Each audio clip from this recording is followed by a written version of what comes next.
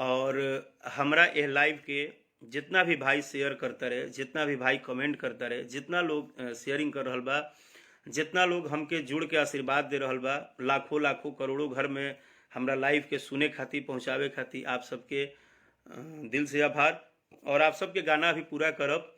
कि कोरा में सट के उलट के पलट के आ देले बड़ा देहिया तूर हो, कि बिजली के तार में भतार अझुरैला आ मने मने कैला मजबूर हो, कि लहे लहे छुई जानी हमारा पमुई राजा दर्द से गिरे लगिल हो। ए राजा तनी जाई न बहरिया, ए राजा तनी जाई न बहरिया, टूटेला बदन पोरे पोरे, राजा तनी जाई न बहरिया, टूटता बदन पोरे पोरे, राजा तनी जाई न बहरिया। कि हमर नया नया गवाना, नया तकिया बिछावना, कि नया चोली के खोली, कि तू बनवल खेलवना, कि मारो जनी जोर देह बाटे कमजोर, राजा फटे लगी न से तोड़े तोड़। लेकिन अगर आज बजावे को होई चाहे काल बजावे को होई तो एगो गाना और बजन के रुआ सब के खूब मन करी बजावे के।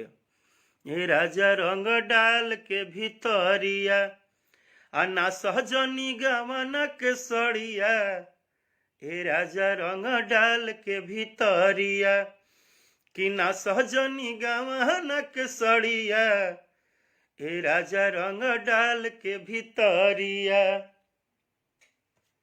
ए राजा रंग डाल के भीतरिया, ना सहजनी गवाना के सड़िया। ए गाना के आज और काल डीजे पर एकदम गर्दा उड़ा दी। लेकिन बार बार एक बात के ध्यान रखब कि रौरा परिवार के जीवन रौरा हाथ में बा।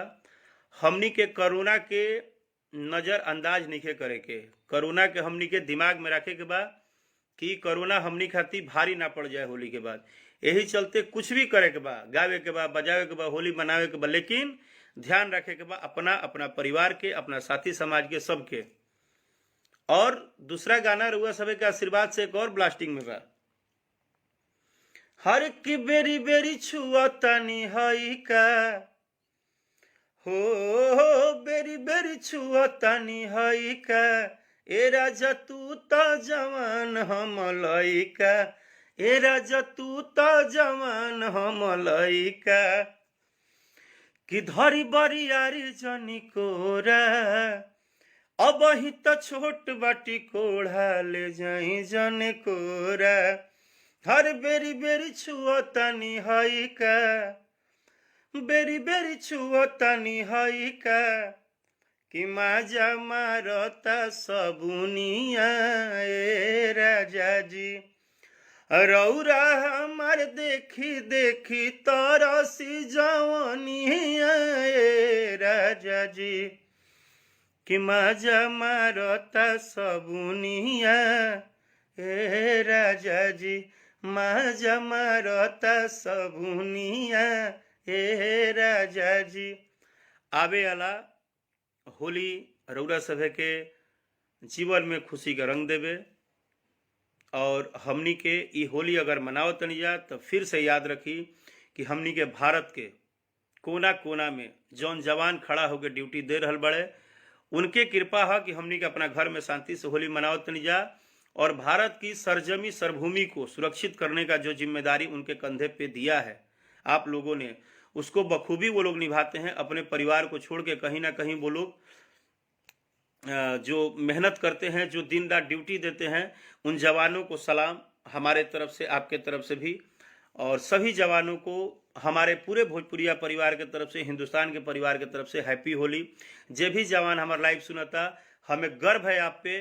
और चाहे मेरा आने वाला गीत जितना भी है, भतार छाप साड़ी मंगा दीजिए। ओकरा बाद जैसे आज छू के छोड़ दिए सैया, विजय लक्ष्मी इंटरनेशनल से रिलीज भइल बा, फिर गाना आई।